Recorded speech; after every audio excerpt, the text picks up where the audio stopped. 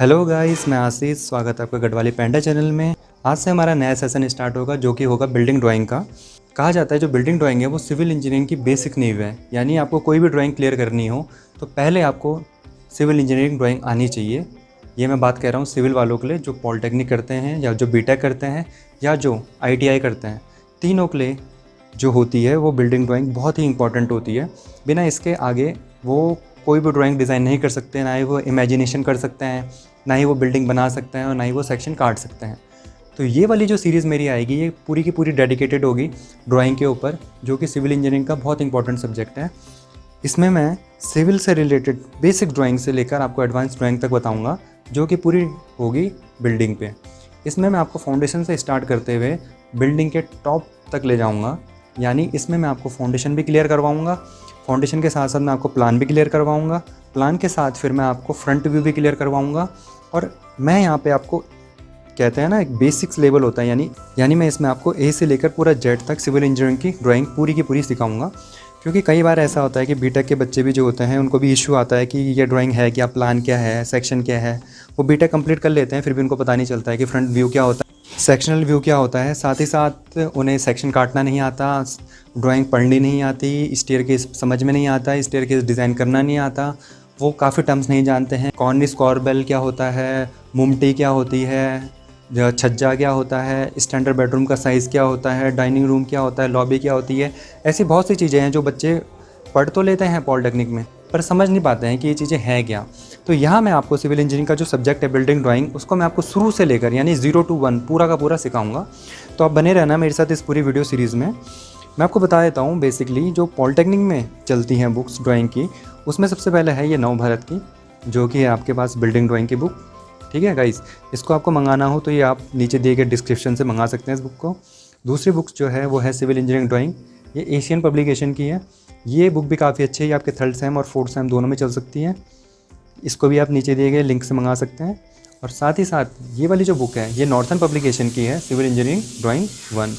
ये बुक भी काफ़ी अच्छी है। और ये तीनों की तीनों बुक्स मैं कहूँगा ठीक है, बट मैं आपको इन तीनों के तीनों बुक्स का एक निचोड़ आपको बताऊँगा। यानी मुझे पढ़ाते हुए करीब 4-5 साल का एक्सपीरियंस है सिविल इंजीनियरिंग का, तो मैं आपको तीनों बुक्स से जो भी मैंने आज तक पढ़ा है उनका सही आपको ड्राइंग में A to Z यहाँ बताऊँगा।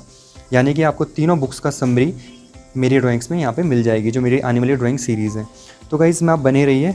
इसमें मैं आपको पूरा plan, sectional elevation, front view, plot की मेजरमेंट, एक्सकेवेशन कैसा होता है, काफ़ी चीज़ें मैं आपको इसमें पूरी की पूरी क्लियर करूँगा। यानी जब हमारी सीरीज़ आखिरी चल रही होगी उस टाइम आप कह सकते हो कि आपको सिविल इंजीनियरिंग की सारी कंप्लीट ड्राइंग पढ़नी आती है और आप सारी की सारी ड्राइंग को आसानी से हैंडल कर सकते हैं।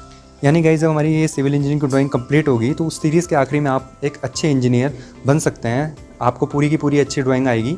मैं ये नहीं कह रहा आप अच्छे इंजीनियर बन सकते हैं, आप हो अच्छे इंजीनियर, पर काफ़ी अच्छा अपने आप को इम्प्रूव कर सकते हो।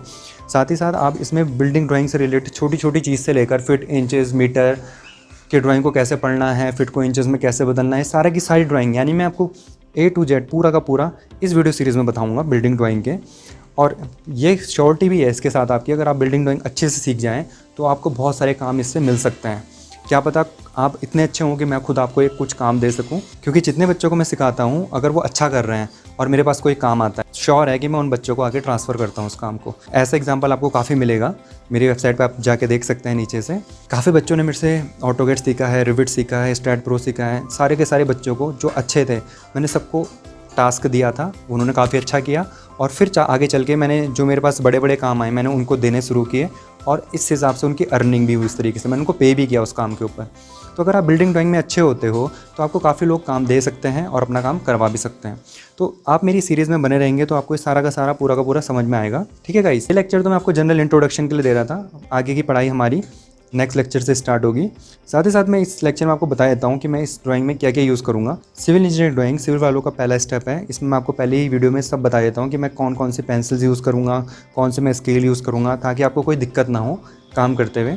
तो सबसे पहले मैं जो यहाँ पे पेंसिल यूज़ करूँगा वो है कैमल की, जो कि है 0.5 mm की। 0.5 mm की पेंसिल यूज़ करता हूँ, ये बहुत ईजी टू यूज़ होती है। ठीक है गाइज, इसके साथ इसकी लेड आती है। लेड का पैकेट आपका ये आता है ऐसा, ये आपको 5 रुपये का मिल जाएगा और ये आपको 20 रुपये की पेंसिल मिल जाएगी।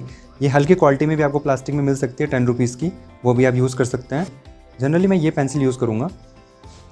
जो कि 0.5 mm की, ये मेटलिक है, ये 20 की है, और 5 की इसकी क्या है लेड, जो कि 10 आ जाती है एक पैकेट में। 5 रुपये का ये पैकेट आता है, इसमें 10 आती हैं।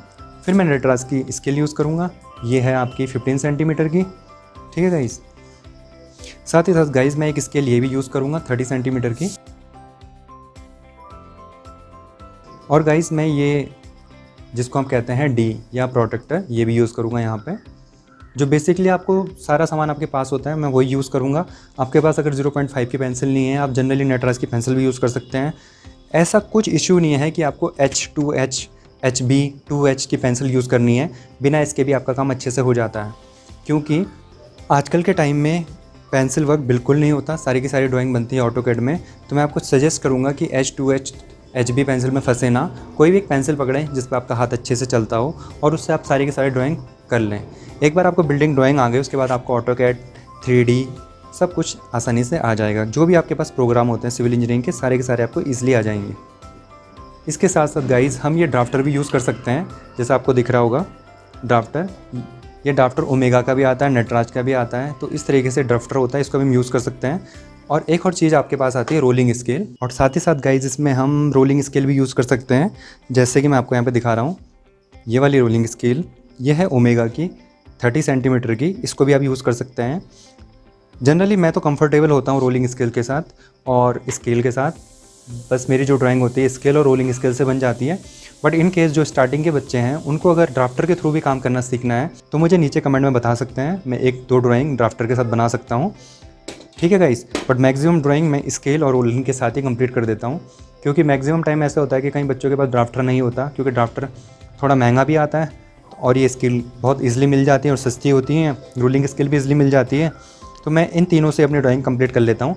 बट जिसको भी डाउट हो कि ड्राफ्टर चलाते कैसे हैं, ड्राफ्टर से ड्राइंग बनती कैसे हैं, वो मुझे नीचे कमेंट सेक्शन में बता सकते हैं, ताकि मैं कुछ ड्राइंगें ड्राफ्टर से उनको ड्रॉ करके दिखा सकूँ। जनरली गाइस जो आज की वीडियो थी वो केवल इस पे थी कि हमें पॉलिटेक्निक थर्ड सेम में कौन सी बुक लेनी चाहिए। इसमें आप या पॉलिटेक्निक थर्ड सेम नहीं, ज़रूरी नहीं है, आप मतलब कोई भी बुक जो प्रेफर करें, इन तीनों में से आप कोई भी ले सकते हैं। एक तो नवभारत की आती है, ये इंग्लिश में नहीं आती, केवल हिंदी में आती है। सिविल इंजीनियरिंग ड्राइंग ये हिंदी इंग्लिश दोनों में आती है, और सिविल इंजीनियरिंग ड्राइंग फर्स्ट जो नॉर्थन पब्लिकेशन की है ये केवल और केवल इंग्लिश में आती है, जिसमें पहली नवभारत की है जो केवल हिंदी में आती है।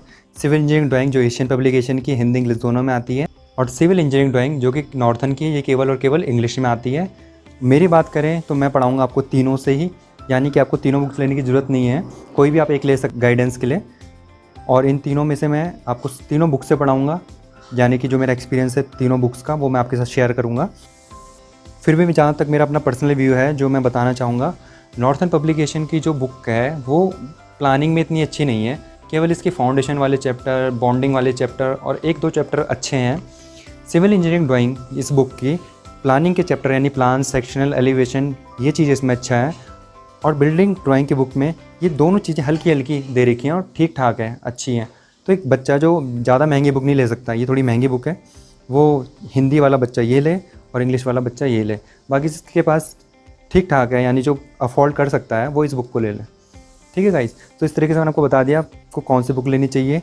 मेरे लिए इंग्लिश में ये बुक बेटर है, ठीक है गाइस, और हिंदी में ये दोनों में से कोई भी आप ले सकते हो, ठीक है। इसमें प्लानिंग अच्छी दे रखी है, सेक्शनल दे रखा है, और इसमें इन दोनों की थोड़ी थोड़ी चीज़ें ठीक ठाक दे रखी हैं इसमें नवभारत में। ड्राइंग की कोई भी एक पर्टिकुलर ऐसी बुक नहीं है जिसमें तीनों चीज़ें आपको अच्छे से मिल जाए, बट कोशिश करेंगे कि आपको इन वीडियोस में ये तीनों की चीज़ें मैं आपको देने की कोशिश करूँ, जिसमें आपको foundation, plan, sectional, elevation, front view, सारी की सारी चीज़ें मैं अच्छे से दे सकूँ। तो बने रहिए गाइस, आगे के लेक्चर में हम स्टार्ट करेंगे अपनी building drawing. Okay guys, thank you.